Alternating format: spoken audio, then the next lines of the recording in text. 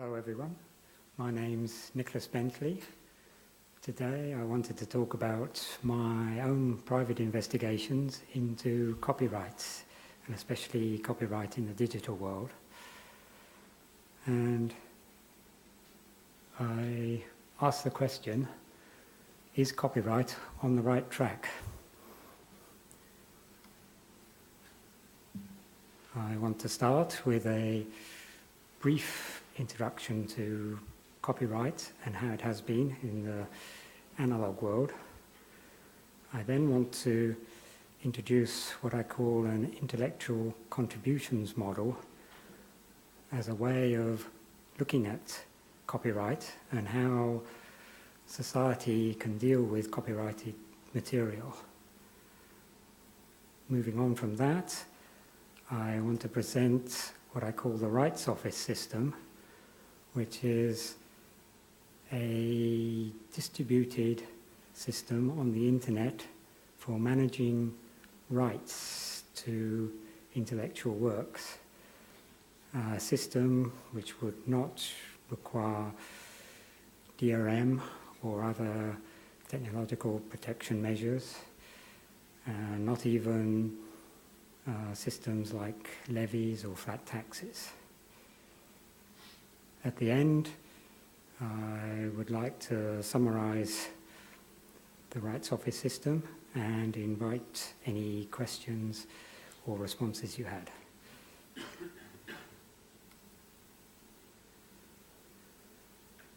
Copyright is part of our intellectual property regime, obviously, which includes patents, trade names, industrial secrets.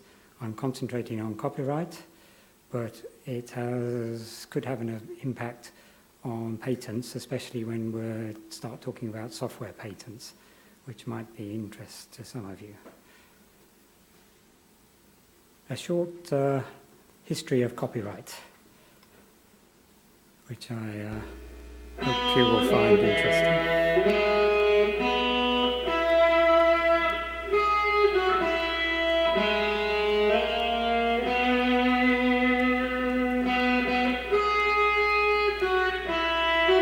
If nature has made any one thing less susceptible than all others of exclusive property, it is the action of the thinking power called an idea, which an individual may exclusively possess as long as he keeps it to himself. But the moment it is divulged, it forces itself into the possession of every one, and the receiver cannot dispose himself of it. Thomas Jefferson, August 13, 1813. Despite the Constitution's guarantee of limited copyrights, a group of media conglomerates in the 20th century had a wonderful idea. They showed their disdain for the Constitution's ideals and descended upon Congress like a plague.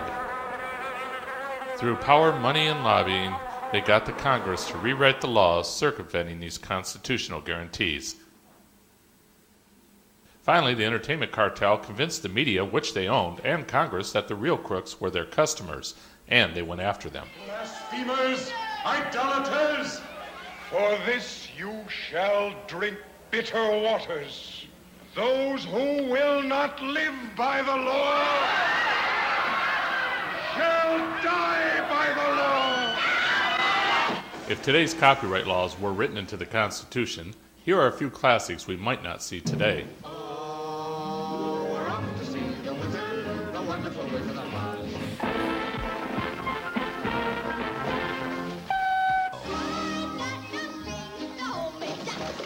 If the entertainment cartel succeeds in passing the laws they want, here are some of the great public domain works and new technologies we can expect to see in the future.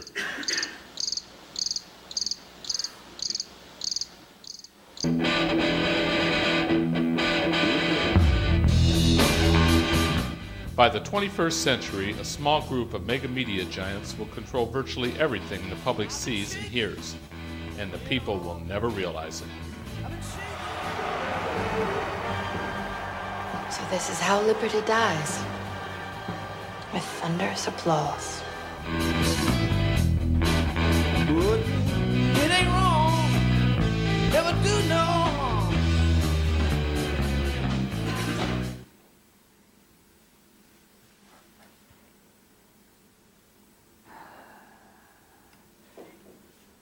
Well, thanks to Rick Fulkerson for that.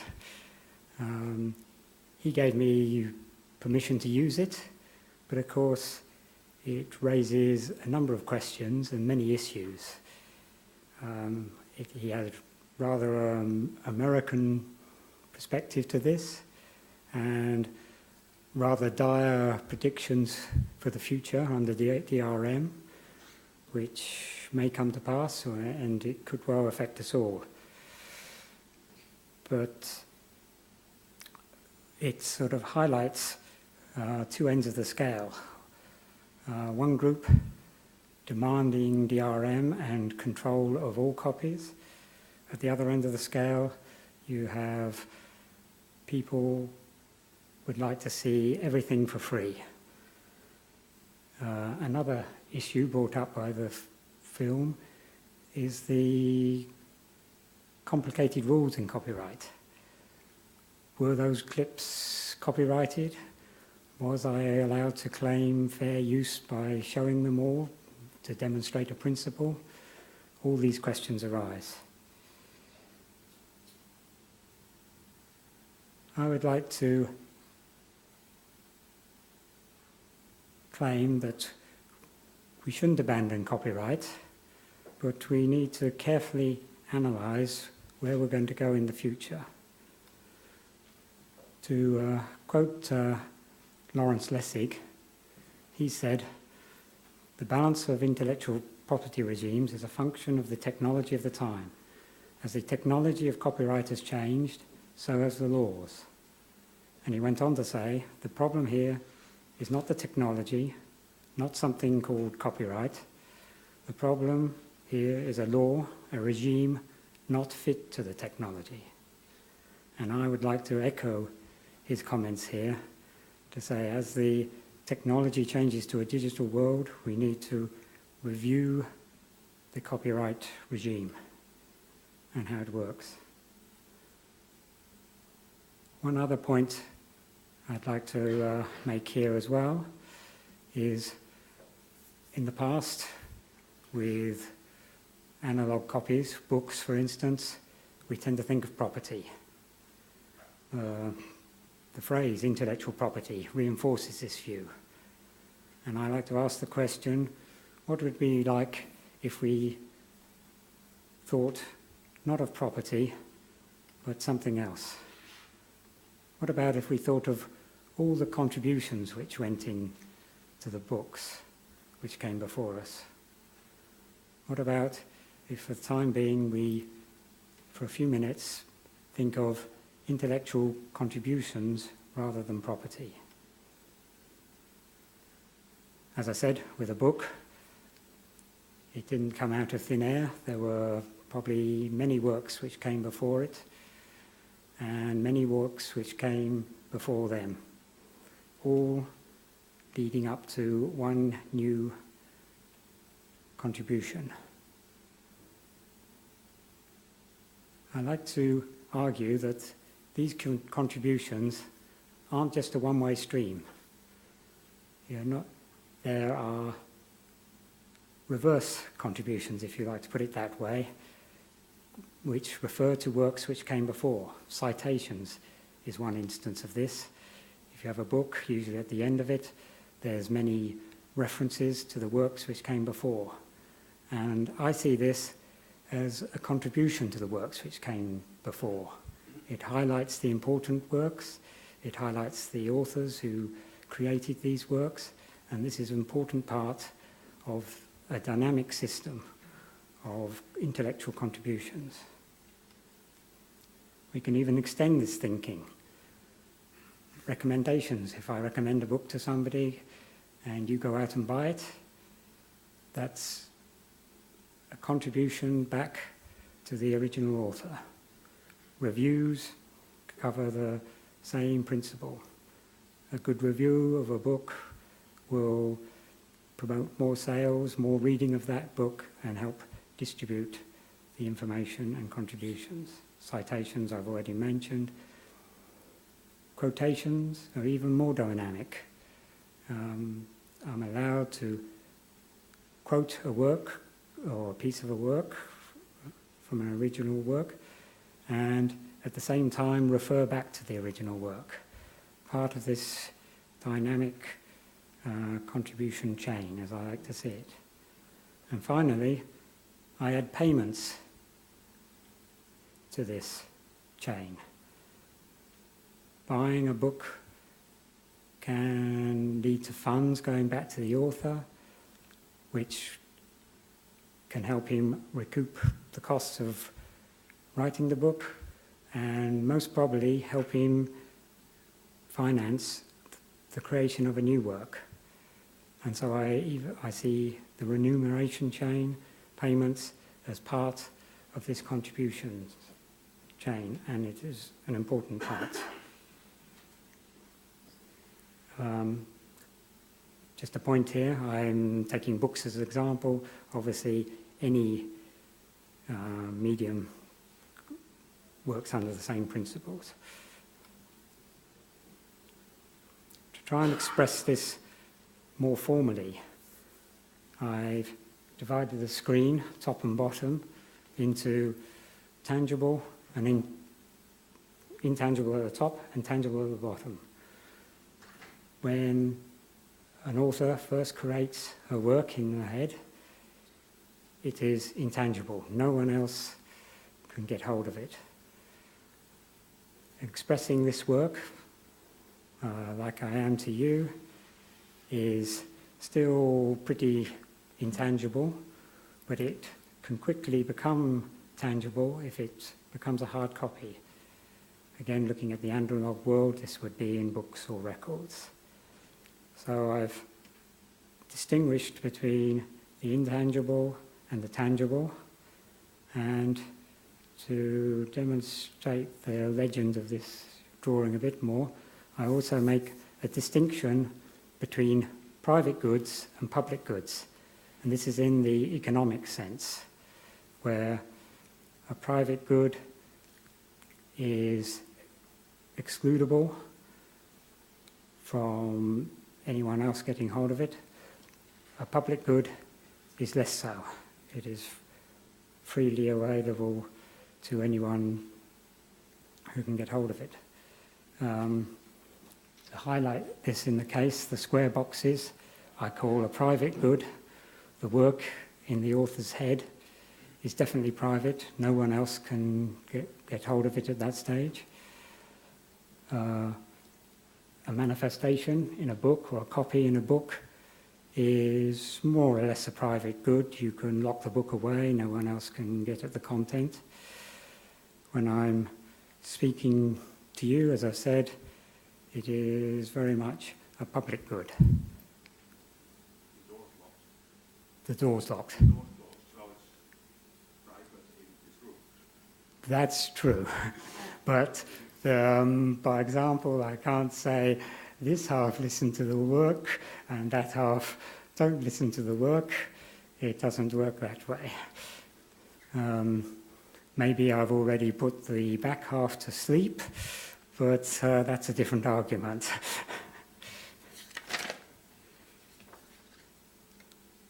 Moving on from this diagram, using the same notation, I like to look at the works in the analog world, and this copyright regime worked well in the analog world because the intangible expression was most often tied up with a physical, tangible book. And there you can see this linkage throughout the analog world. And this had one important effect, that it was pretty much self-regulating. Not many people had a printing press, and so for the average consumer it was easier just to go and buy a book rather than try and reproduce a copy. And this was an important aspect of the operation of the copyright regime in the analog world. And I'll be coming back to this, and I'd like you to bear that in mind.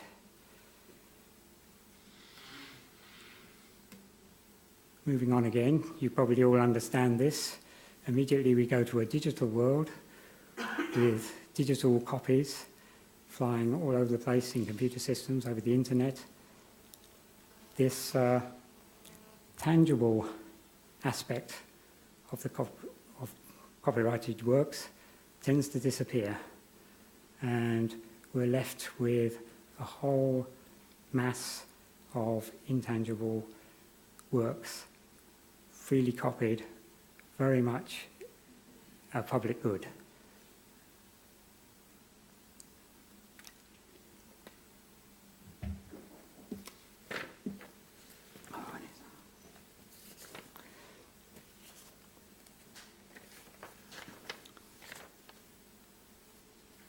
Thinking of DRM, for an instance, this is usually applied to digital works, and the aim of DRM and technological protection measures is usually to try and lock up these intangible copies again with control, central control, and various other hardware, software protection measures to restrict access, trying to force the digital copies back into a tangible private good status.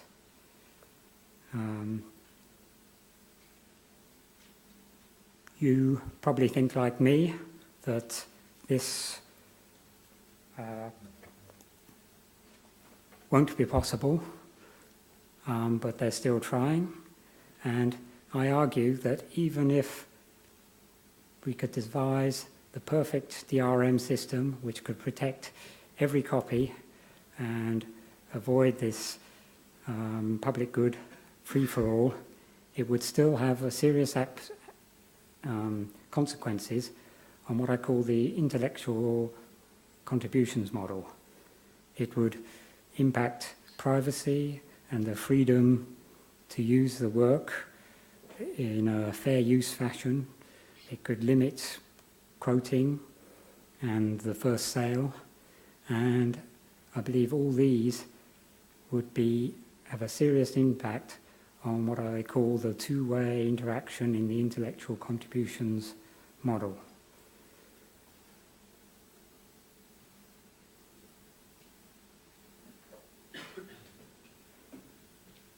I see levy systems as having equally an impact on the contributions model. Okay, you can say, never mind where the content's going, let it flow freely throughout the world, but we'll charge a flat tax to refund the authors.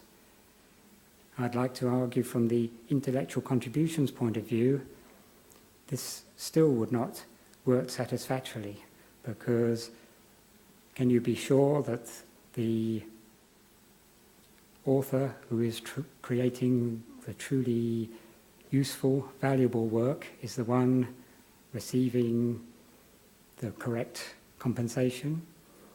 And can you be sure of even identifying the authors and the works if they're freely moving around the system?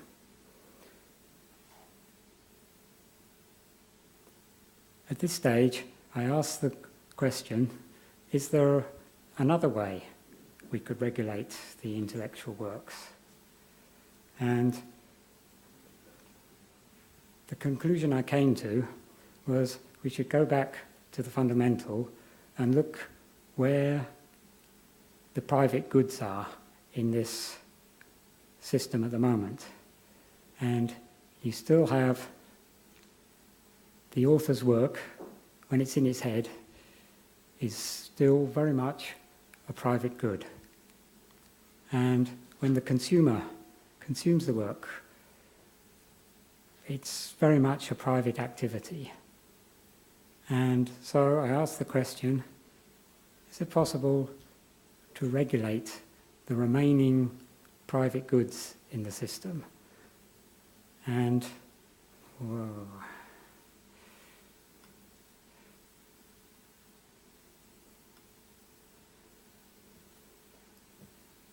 And the solution I propose is what would happen if you actually allocated rights to these private goods.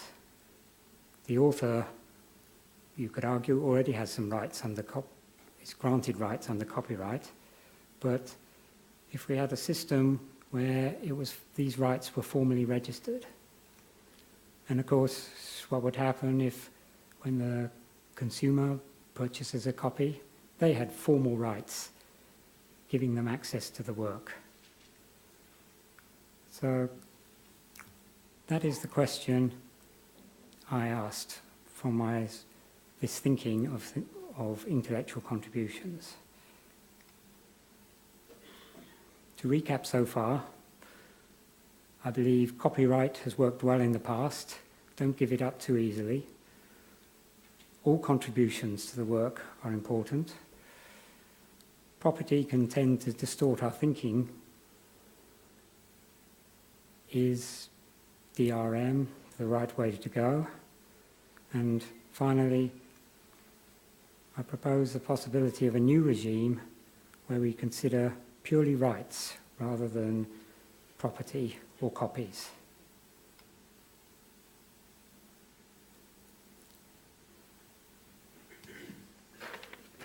I now want to introduce what I call the rights office system, which might be a means of regulating these rights. I will first try and explain the operation of the system, and then its sort of operating principles, and then move on to the results of using a system like this. I propose that there should be databases, which I call rights offices, set up on the internet, many of them. Some would act for the primary rights holder, the author in this case, some for the secondary right holder, the consumer right in this case. I'd like to emphasize that I'm not limiting this to just authors and consumers. I'm trying to keep the explanation as simple as possible and obvious as possible. Between these two rights offices, you could have publishers, distributors, and many other middlemen.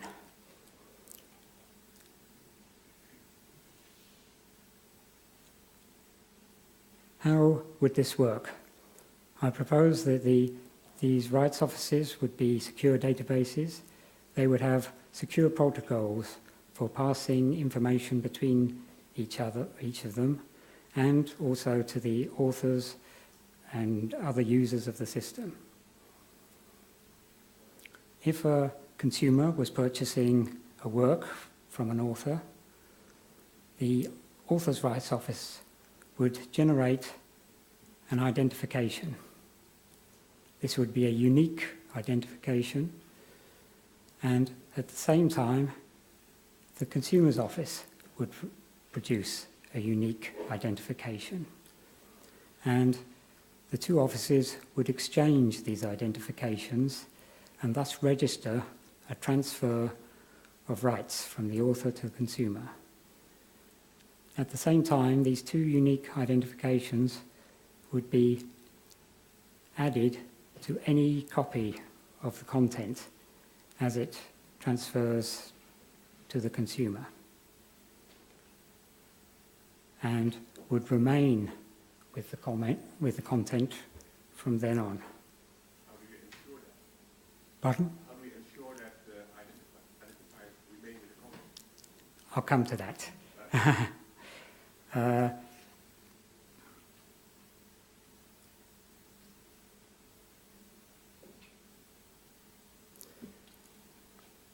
Okay.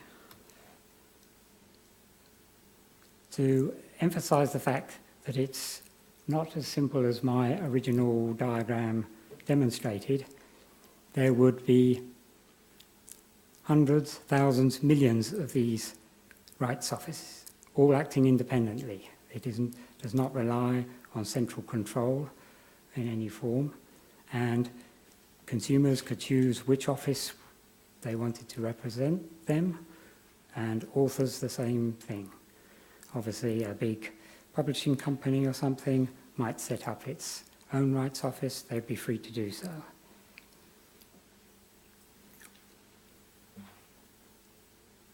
The next thing I'd like to look at is, in slightly more detail, is the identifiers and the content itself.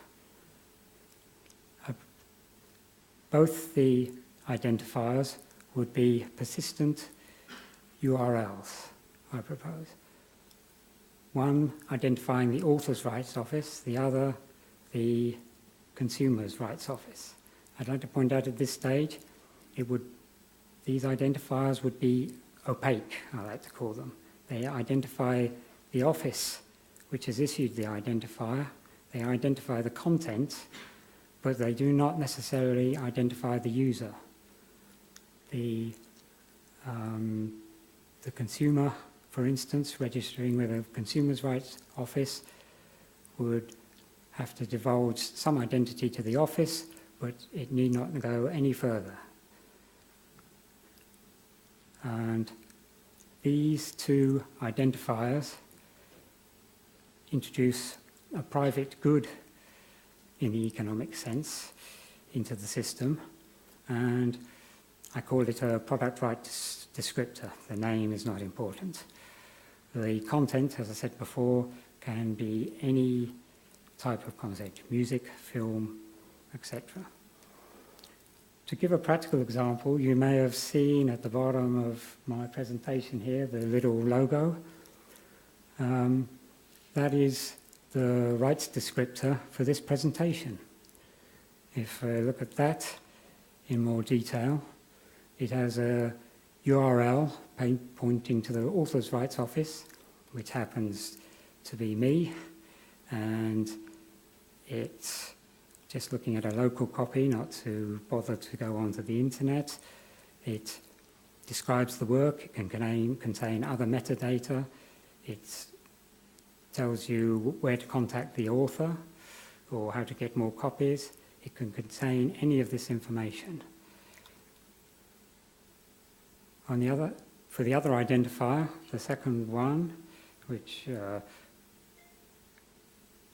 would be the consumer's identification, the only record for that would show that it's a valid identification for the product. It would not tell you who the consumer was. In this case, I've allocated the rights descriptor to the Chaos Computer Congress. And having allocated that, they're free to film it, record it, and reproduce it.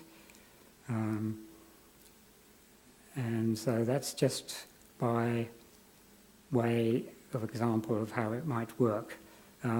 It could have a link here back to the author's rights office for somebody who wanted to obtain their own copy, but other than that, it need contain no more information.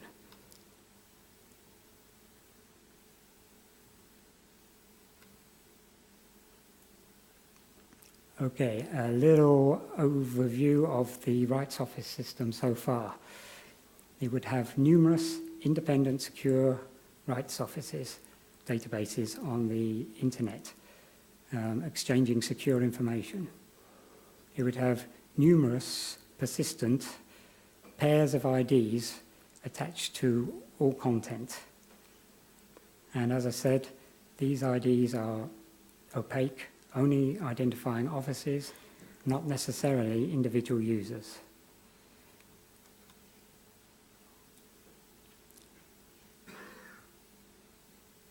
Like all systems, it has to have a few rules, but the rules in this case are very simple and straightforward.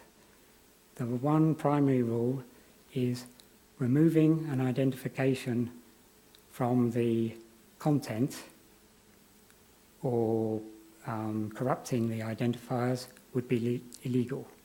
And there was a question just a little bit earlier, what's stopping somebody removing these identifiers? Nothing at all, except the fact, why remove them and make the work illegal when you can leave them in place and anyone can use the content. It makes no sense to do so. Another rule, second rule, is anyone who owns one of the identifiers can make unlimited copies, make unlimited use of the work. If they want to transfer it to a CD to play on their car stereo or whatever, they are free to do so. That is the person who owns one of the two identifications attached to the content. Obviously, the author has these rights, and the consumer who purchases a copy or whatever, they would have these rights to make unlimited copies. Only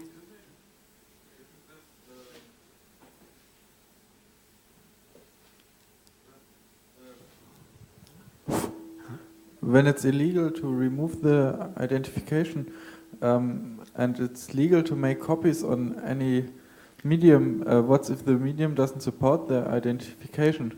For example, an analog cassette or something. This is obviously mainly focused on the digital world in the future.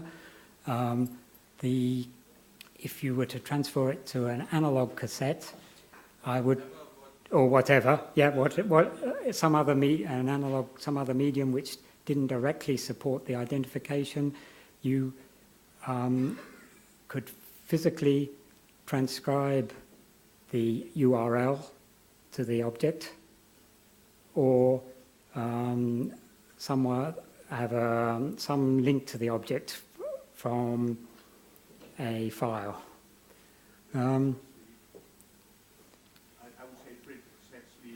Yes, if you printed the cassette sleeve with an ID on it, that would be good enough as far as the system's concerned. And the third rule is that to issue new content with a new identification is you have to have the identification rights to do this. And the author obviously has all rights to the product. They would have these identification rights. If they sold on the work or transferred the work to a distributor or publisher, they might also transfer identification rights, so a publisher or distributor could then start issuing works or selling works and issuing new IDs. And the rights office system could track all of these rights. I was trying to keep the explanation fairly simple at the moment and only dealing with consumer rights, but nothing would eliminate middlemen from the system.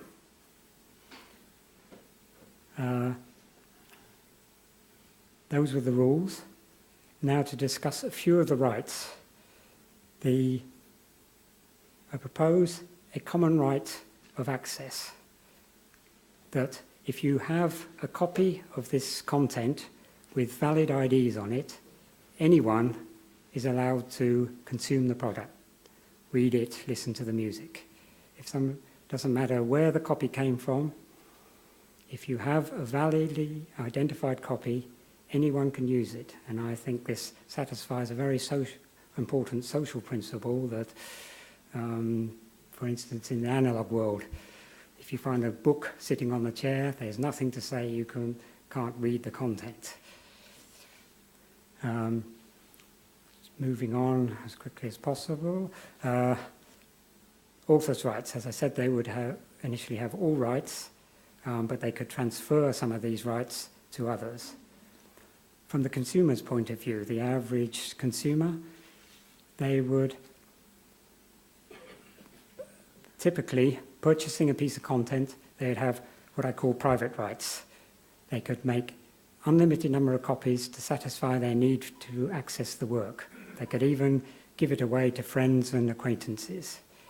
There would be a slightly different set of rights if you were talking about public sharing, like putting it on a website or somewhere where it is available totally to the public. but I will show a couple of business models later on where it might be quite feasible and even advantageous to do this. So it doesn't limit copying. And finally, there would be a whole gamut of commercial rights. Too difficult to go into at the moment, but it does not preclude these.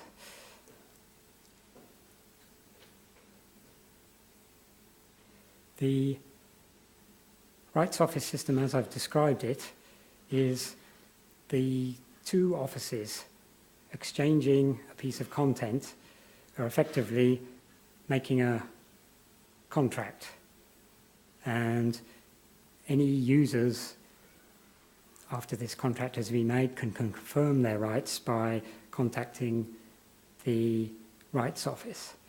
And the important point here is that the Consumer's Rights Office will be acting in the interests of the consumer exclusively. The Author's Rights Office will be acting in the interests of the author. And as they transfer the content and transfer the identification, they are duplicating each other's registration, and which avoids any possibility of cheating at that stage. And this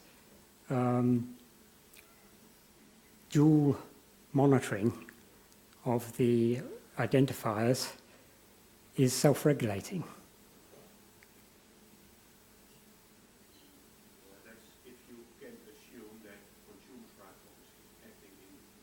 Good faith.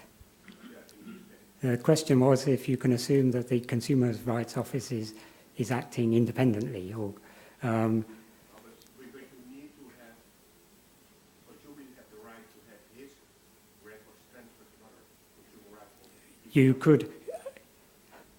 This is getting a bit technical. Yes, that you could introduce a system where you could transfer rights from one consumer office to another. The main principal point is that the consumer can choose which office he wants to represent them, and obviously the reputation of that office for acting fairly and efficiently is important.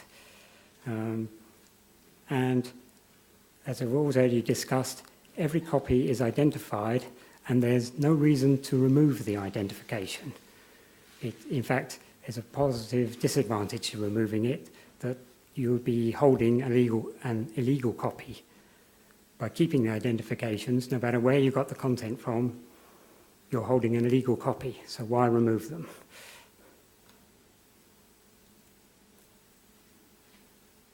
Assuming all those principles and the operation can be met, just listing a few of the potential advantages. You'd have clearly identified rules, registered consumers' rights, personal information is protected as you act anonymously with the offices. The common right of access is protected. You would tend to have automatic and permanent archives. The Author's Rights Office would probably record an archive with the issuing of the ID. No central control, totally distributed. And an interesting feature is once we don't care where the copies are or how many copies there are, the potential to use the digital technology to full advantage. P2P networks, reducing bandwidth, any other of the techniques. Also, the establishment of these offices provides a framework for any other rights management or metadata databases connected with the content.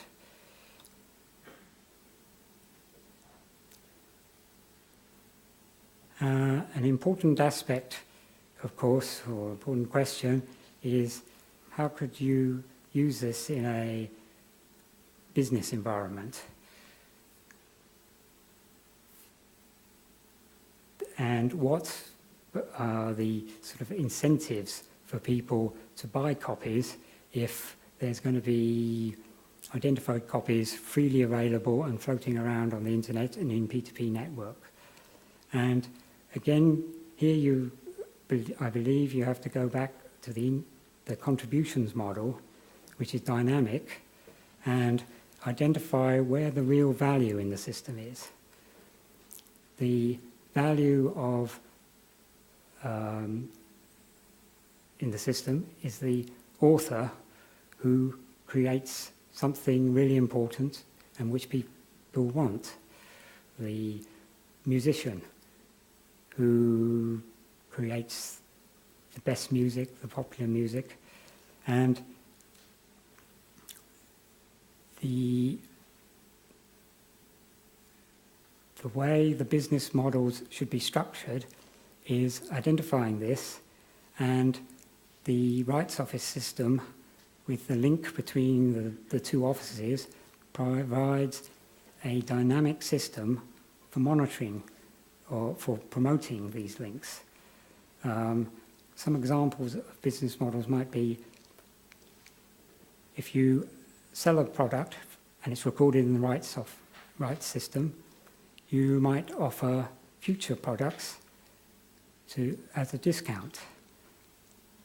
Therefore, it's a positive benefit for somebody to actually buy the rights of access to that content. Upgrades. This is obviously something which would affect software if it was issued in this system. The people who have purchased rights to the system could get automatic upgrades.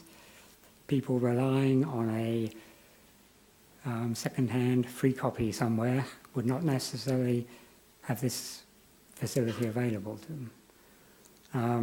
I have even more adventurous business models where you'd be encouraged to freely distribute the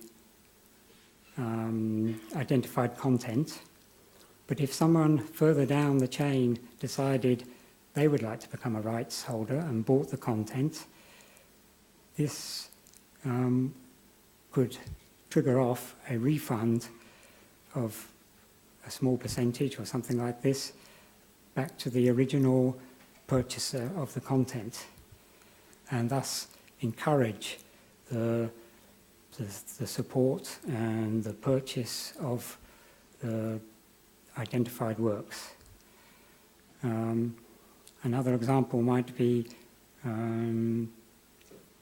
bands have sometimes relied on their fan base to pre-buy a product, and the rights system could record this, and immediately the product was available, it would be instantly available to them because of their rights access to it. Again, this is reflected in the use of the potential use of P2P networks. Another interesting point is if a system like this was established, you have a system of rights offices that are secure, transferring secure protocols and information between each of them. There's no reason why they couldn't transfer funds at the same time. And it might open up the possibility for a true micropayment type of system where you could just pay small sums of money, which would be an electronic transfer from your consumer's rights office to the author's rights office or the distributor's rights office. I have to keep moving on here. Why will it work is the question I always get asked. And I can't give a categorical answer that it will work, but only point to tendencies which suggest that it could work. You may have heard of Magnitunes. It's a software, a music distributor, publisher, which works on a shareware model. They have very lax control of their copies, where it goes, but even still, they manage to sell a good proportion of their works, and they offer a range of prices, and they even earn more than the minimum asking price for the copies of the work. Marillion offers a fan base model where they get support directly from their fans. A recent EU consumer survey has found that 63% of the people said they would pay more to have content always available and available wherever and whenever they want to use it. And the rights system would obviously support this. And an important point here is even if you lost all your content, your house was burned down, you can still go back to your rights office and say, I still own this valid identification, just give me another piece of content which matches this identification. A brief mention of the Creative Commons here. At the moment to institute the rights office system, it would require a license system, basically, like the Creative Commons. The big difference is the Creative Commons licenses a work, a piece of content, and anyone who gets hold of that obtains that global license. The big difference in the rights office system is licenses are issued to individuals, not globally on a piece of content. And this is what could allow a true business framework, which I think is lacking from the Creative Commons model. But as I say, the rights office system would still support the social common access to the work, which is what the Creative Commons are trying to achieve. As I said before, the system is, I propose, self-regulating. I mentioned some of these before. Again, more incentives for people to actually buy the content. There are direct benefits, permanent rights of access, no limit on copies, rapid access if you could use P2P networks, freedom to create derivative works even. There would be perhaps more rules here, but we have not time to go into them. The moral advantage. A lot of people would find it important to be able to say they own this content and have a right to use it, and this would be well established. Also, many people like to think they are supporting their artist or author and would willingly do this. And I've also briefly touched on dynamic benefits of this, setting up a distribution chain where there's a link between the consumer and the producer, and this link can be promoted by providing follow-up works and feedback. And effectively, you could even say the consumer is buying a share in the work and a share in the success of the author.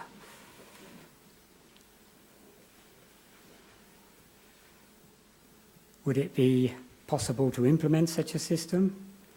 I don't have all the answers, but I don't see a legal or technical problem. Why not? It would be technically complicated to set up, but no more than any other distributed system on the internet using protocols and secure services. I would like to argue far more less complicated than setting up DRM, where you're trying to control every device, every piece of hardware on the network. Legal problems, at the moment I would, as far as I can see, you could implement it using licenses under the copyright system. I don't propose abandoning copyright. It's still valuable for analog works. It's just an extension to the copyright system, bringing it into the digital world where you actually are allocating rights to consumers and other users. Of course, it would need a lot of development, a system for producing millions of persistent identifiers. The costs of this are somewhat unknown to me. If the costs were horrendous, it would not be feasible. But as I see it, with the progress of technology, it is not insurmountable or overly complicated. Licenses would have to be written. You'd need legal expertise to do this. Finally, if I would say I need help. If you think it's a really bad idea or you see something wrong, please tell me about it. If you have other ideas, please tell me about it. I would love to talk to anyone about it. I propose if afterwards you make yourself known to me, or we could get together. Just to finish off, my question was, are we on the right track? I've tried to propose another system, an alternative, to put us on the right track.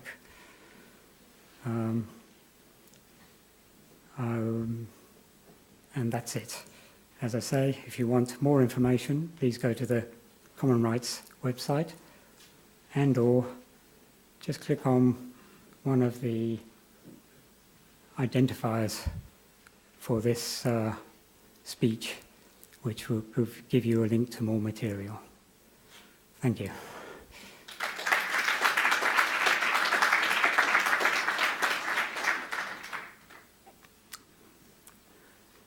So, any questions or too complicated? What is it about enforcement? No, did you repeat the question? There's a microphone. How do you see doing enforcement of this? Is this the same way that it's done today, that the rights holders would try to find illegal copies and then try to sue the people involved? Or do you see any other way of doing enforcement, such as trusted computing or all the other proposals today that it's done on DRM? Well, as I said, I see no need for DRM, and as I also said, enforcement would be partially self-regulating, because an illegal content under this system would be one which has had its identifications removed. And I keep coming back to this question, why remove the identification and make it illegal when you could just leave the identifications in place and have a perfectly legal copy? Obviously, you would need protection for the rights offices and their security. Somebody trying to hack into a rights office is doing wrong. You would have to rely on the normal law enforcement procedures to try and tackle that. The rights offices themselves would tend to be self-regulating, as I said. The author's rights office is acting for the author. They have a vested interest in maintaining security, issuing valid IDs, and exchanging them reliably with other offices. And it's the same with the consumer's office. It has a vested interest in protecting its consumer, and these two offices are checking each other. And so, for the most part, they'll want to act sensibly. The other point is, it's a distributed system. Millions of these offices, if there's an office issuing false IDs, messing up the system, like any other node on the network, it can be bypassed. You just stop, other nodes on the network would just stop dealing with that rights office. Do you see any kind of system that stops me from consuming content with some other person's ID on it, that I'm not telling the rights office that I'm consuming this? Because, no. Yes, it would be an illegal copy, but that would pretty much be the same way as it's done today without the ID. Exactly. There would be nothing stopping you consuming somebody else's copy with their ID on it. providing you keep the ID on it, it is legal. Nothing wrong with it. If you started posting that on the internet saying, here, I'll give you this copy, that would be illegal because you don't own the rights to it and you can't start giving it to other people. But this would be pretty obvious. Oh, another question there, behind you. Hi. We already have a system for registering creative works in the existing collective management system. Yes. How do you see the relationship between the system you're proposing? Is that already one half of the system you're proposing? If you add sort of machine-readable tags that the collecting societies would be issuing for a registered work? Or is that a completely incompatible system? Thanks. Technologically, it might be slightly incompatible that they're not registering things in the same way, and they're certainly not producing these unique identifiers, but I would see no problem for them joining the system, and as they issued content to other people, they would just issue these rights office identifiers at the same time. And yes, the rights offices could form an important part of the system and probably effectively operate their own rights office on the system. And that could be the same for libraries even. They could operate a rights office system for works which are in the public domain or for people who want to register works completely for free. There might be a new role for libraries in the future where they could operate a rights office system free of charge. I hope that answers some of your questions. Anything else? Is that it? I guess it's time. Yes. Thank you all for coming.